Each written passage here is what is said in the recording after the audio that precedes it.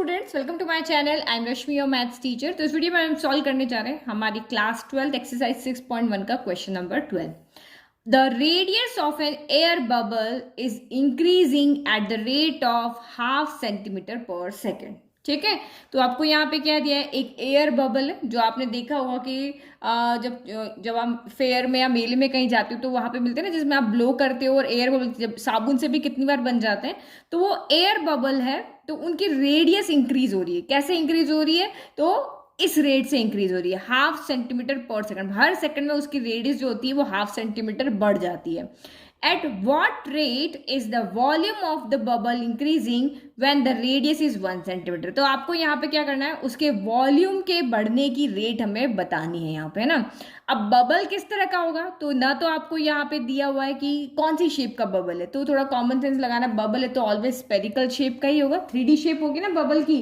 तो बबल आपका कौन सी शेप का होगा, तो स्पेरिकल शेप का होगा, है ना। तो ये हमने एक डायग्राम यहाँ पे बना लिया भाई, ये स्पेरिकल शेप का होगा, इसमें आपकी यहाँ पर रेडियस होगी। रेडियस आपको दी हुई है। अब उसके बाद हमारा होता है डेरिवेशन। डेरिवेशन में हमें गिवन क्या है और फाइंड क्या करना है। तो यहाँ देखो, the radius of an air bubble is increasing at the rate of this. तो रेट को देखो सेंटीमीटर पर सेकंड है, तो ये सेंटीमीटर तो हो गया रेडियस का, और सेकंड आपका हो गया यहाँ पे टाइम का। तो इसका मतलब हमें dx अपॉन dt यहाँ पर गिवन है, जो कि कितना है आपका 0.5 centimetre, sorry dr upon dt ना, रेडियस है तो dr अपॉन dt होगा। तो dr अपॉन dt हमें यहाँ पे गिवन है कितना, 0.5 सेंटीमीटर पर सेकेंड। और at what rate is the volume of the bubble is increasing, यानी कि हमें dv अपॉन वॉल्यूम क्या होता है dv, तो dv अपॉन dt हमें निकालना है कहाँ पर, एट r इक्वल टू 1 पे। ये हमें यहाँ पर फाइंड करना है। ठीक है, तो अब ये तो सिंपल गिवन है, इसमें कोई फॉर्मूला नहीं। वॉल्यूम का फॉर्मूला हमें स्पेयर का पता है, वो हम लगाएंगे, डिफ्रेंशिएट करेंगे, इसको यूज करेंगे, और फिर r इक्वल टू 1 कॉन्स्टेंट पे पुट करके, और यहाँ पे आंसर आ जाएगा।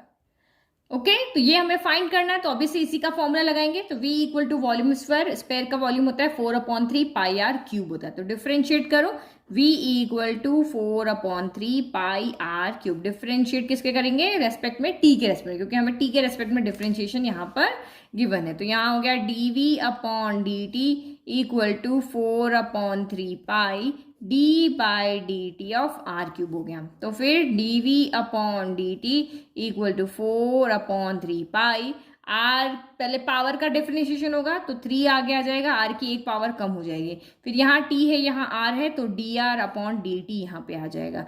3 से 3 कैंसिल हो गया, तो dv अपॉन डी टी आपका कितना आ गया, 4 pi r square d r upon d t आ गया।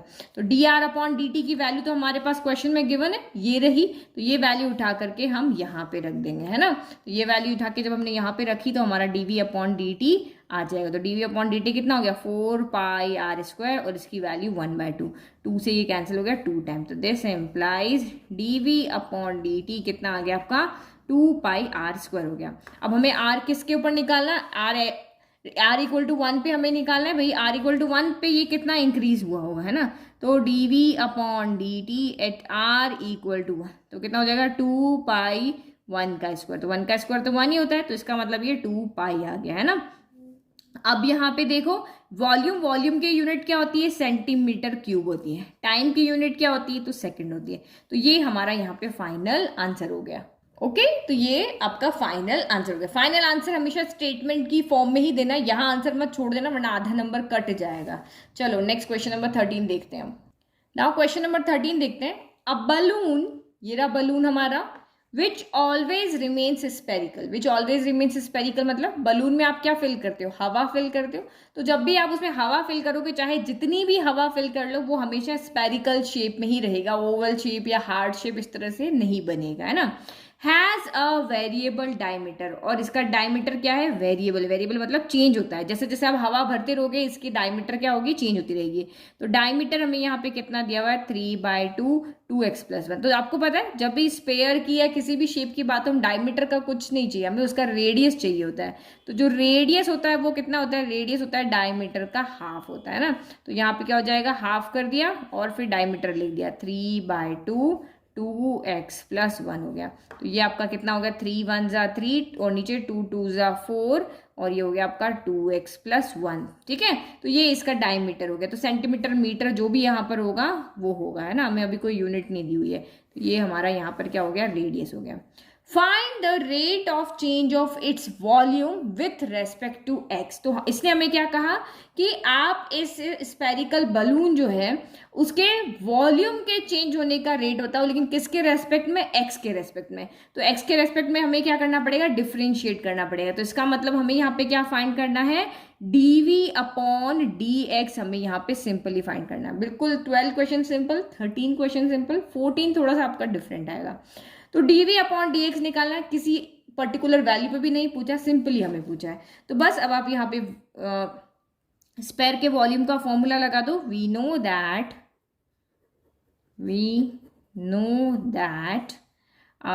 वॉल्यूम ऑफ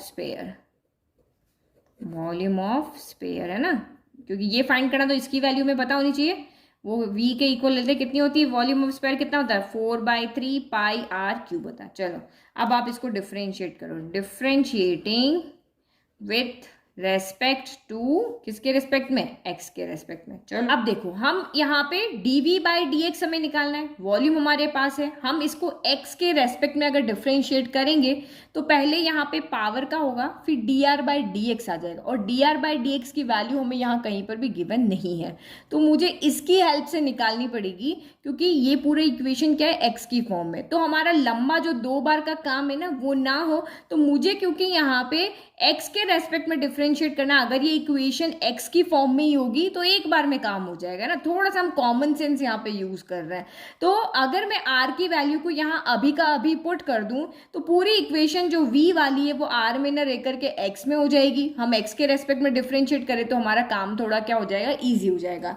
तो क्योंकि हमें यहाँ पे डायरेक्ट रेडियस दिया हुआ है, तो जब भी आपको सीधा कोई वैल्यू दी हो ना तो आप यहाँ पे पुट करके और फिर डिफ्रेंशिएट करो, ताकि 2 बार डिफ्रेंशिएट का काम न रहे। तो यहाँ पे देखो, putting r equal to 3/4 2x+1 in volume, है ना, वॉल्यूम के अंदर हमें यहाँ पे पुट कर रहा है। तो पुट करो अब यहाँ पे, तो v इक्वल टू क्या हो जाएगा, 4/3 पाई, r की जगह पे हमने रखा 3/4 2x+1 का क्या हो गया, होल क्यूब हो गया। तो इसको सॉल्व कर लो, v इक्वल टू 4/3 पाई, ऊपर क्या हो जाएगा 3 का क्यूब, नीचे क्या हो जाएगा 4 का क्यूब, और ये हो गया आपका 2x+1 का होल क्यूब हो गया, है ना। तो देखो एक 3 से तो ये एक 3 कैंसिल होकर यहाँ 2 बच जाएगा, एक 4 से एक 4 कैंसिल होकर यहाँ पे 2 बच जाएगा। तो v इक्वल टू क्या, 3² क्या हो गया 9 हो गया, 4² क्या हो गया 16 हो गया, और ये पाई एज इट इज, और ये 2x+1 का होल क्यूब हो गया। तब हमारा v किस में आ गया, r में था, x में आ गया। अब हम यहाँ इजीली डिफ्रेंशिएट कर सकते हैं। वैसे करोगे ना तब भी इजी आएगा, जब आप सीधा करोगे तो यहाँ से dr/dx आएगा, तो dr/dx निकालने के लिए आपको इसको डिफ्रेंशिएट करना पड़ेगा, फिर यहाँ से dr/dx आके आप यहाँ पुट करोगे। तो वो भी कर सकते हो, ये भी कर सकते हो।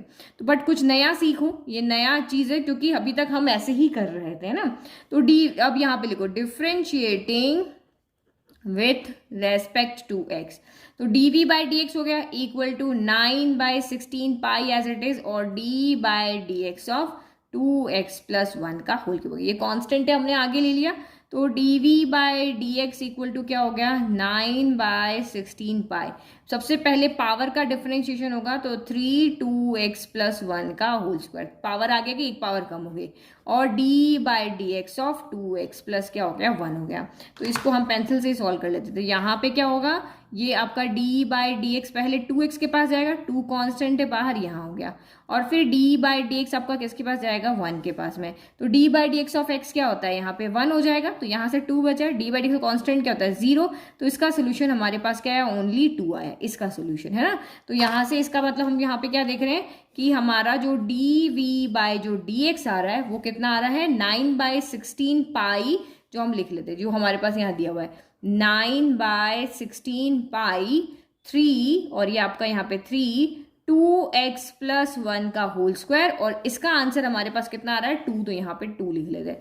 अब देखो यहाँ पे क्या कैंसिल हो रहा है, 2 के टेबल में 16 कैंसिल हो रहा है, आपका 8 टाइम यही कैंसिल हो रहा है। तो dv/dx जो है वो आपका यहाँ पर कितना आ गया, 9 3 27, ये पाई, डिवाइड बाय 8 और ये आपका 2x प्लस 1 का होल स्क्वायर। तो ये हमारा यहाँ पर क्या आ गया, dv बाई dx आ गया ना। कोई वैल्यू तो हमें दी हुई नहीं कि भाई आप x इक्वल टू 1 पे या x इक्वल टू 2 पे फाइंड करके बताओ, तो यही हमारा फाइनल आंसर हो गया। और फाइनल आंसर लिखेंगे स्टेटमेंट की फॉर्म में, ठीक है। तो therefore rate of change of volume with respect to x, तो यहाँ पे आपका ऊपर क्या है, वॉल्यूम। वॉल्यूम की यूनिट क्या होती है, सेंटीमीटर क्यूब। हमें ऊपर अच्छा सेंटीमीटर मीटर तो कुछ दिया हुआ ही नहीं था, यहाँ पे तो हमें ना ये डायमीटर की क्या यहाँ पे यूनिट है, कुछ भी नहीं दिया हुआ है। जब कुछ नहीं दिया है तो हमें पता ही नहीं है इसकी यूनिट क्या है, तो हम यहाँ पे यूनिट को नहीं लिखेंगे ना। जब तक यूनिट नहीं दी हमें क्या पता सेंटीमीटर है, मीटर है, मिलीमीटर है, क्या है, तो हम यही हमारा फाइनल आंसर हो जाएगा। नेक्स्ट क्वेश्चन देखो आप। नाउ अगेन इंपॉर्टेंट क्वेश्चन और इंटरेस्टिंग क्वेश्चन है ना। तो ये क्वेश्चन भी आपका बहुत बार आपको एग्जाम में पूछ लेते हैं। तो question is a sand is pouring from a pipe eight the rate of 12 centimetre cube पर सेकेंड। तो ये एक हमारा यहाँ पर क्या है, एक पाइप है, और इस पाइप से यहाँ से क्या निकल रही है, हम इसमें से सैंड डालते हैं। जैसे हम पानी डालते हैं ना, वैसे हम यहाँ पे क्या डाल रहे हैं, सैंड डाल रहे हैं। और सैंड के निकलने की रेट क्या है, किस स्पीड से निकल रही है, तो 12 सेंटीमीटर क्यूब, इतने 1 सेकंड में इतनी सैंड उसमें से निकल रही है ना। ये क्या है, वॉल्यूम है, इतनी क्वांटिटी है ना। The falling sand forms a cone on the ground in a such a way. अब एक ये जो सैंड यहाँ से गिर रही है, आपको भी पता है, जैसे आपके घर में आप नमक का डिब्बा ले लो, नमक को इस तरह से अगर आप डालोगे तो क्या बनेगा, एक कोन शेप में क्या बनेगा, कोन शेप का यहाँ पे बन जाएगा ना।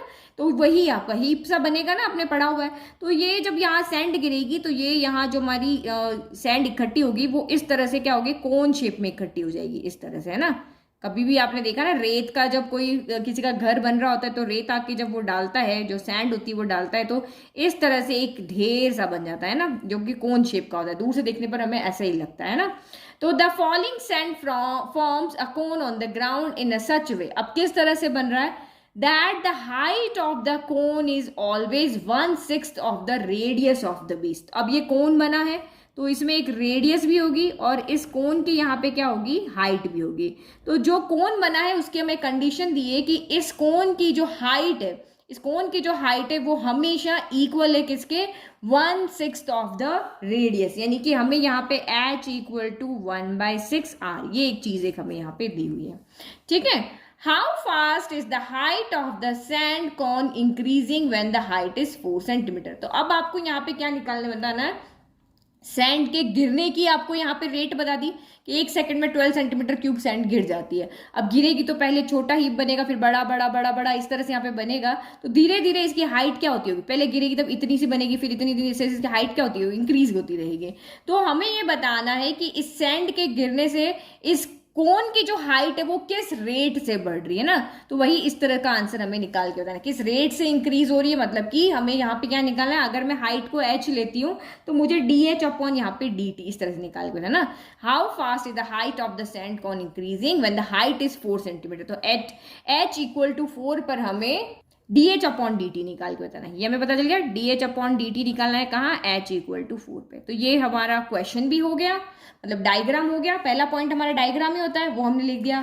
डेरिवेटिव भी जो गिवन है वो हमने लिख दिया, जो फाइंड करना है वो हमने लिख दिया। अच्छा, अभी ये नहीं लिखा, ये 12 सेंटीमीटर क्यूब पर सेकंड, ये आपका क्या है। तो देखो ये यूनिट आपको क्या दिख रही है, क्यूब है ना। क्यूब किसकी यूनिट होती है, वॉल्यूम की ना। तो dv अपॉन dt आपको यहाँ पे दिया हुआ है ना। ये आपको क्या दिया हुआ है कि कितनी सैंड यहाँ पे गिरी है, उसका वॉल्यूम है। तो ये आपको यहाँ पे dv अपॉन dt दिया हुआ है। तो dv अपॉन dt दिया हुआ है, तभी मैंने यहाँ पे dh अपॉन क्या किया है, dt किया है। तो सब कुछ समझ में आ गया। dv अपॉन dt जो है वो हमें दिया हुआ है 12 सेंटीमीटर क्यूब पर सेकेंड। ये हमें दिया है, ये हमें दिया है, और ये हमें यहाँ पर फाइंड करना है। तो जो भी मैंने आपको समझाया, जो गिवन है, जो फाइंड करना, वो सब यहाँ सिस्टमेटिक वे में लिख दिया।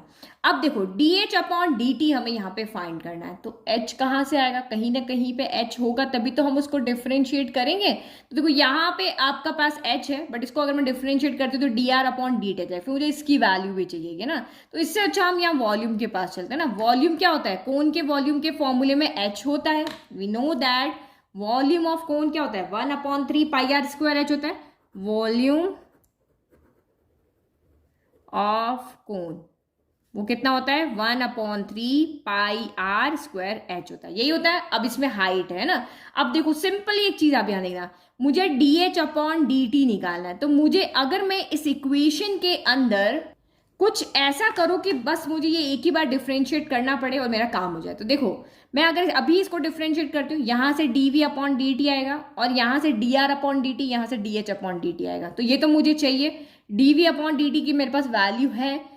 अगर मैं इस r को यहाँ से हटा दूं तो ये इक्वेशन सिंपल हो जाएगी और एक बार में डिफरेंशिएशन हो जाएगा। अभी जब आगे डिफरेंशिएट करेंगे ना तब आपको समझ में आएगा। देखो तो मैं यहाँ पे क्या करती हूँ, एक और चीज मुझे यहाँ से दी हुई है, मुझे dH/dt निकालना है, तो मैं r की वैल्यू को यहाँ से हटा देती हूँ, r को h की फॉर्म में लिख लेती हूँ। अगर मुझे dr/dt निकालना होता है तो मैं h की वैल्यू पुट कर दी। अभी मुझे dH/dt निकालना है तो मैं r की वैल्यू यहाँ पर पुट कर दूंगी। तो ये आपका वॉल्यूम क्या हो जाएगा, क्या काम बचेगा वो मैं आपको आगे बताती हूँ।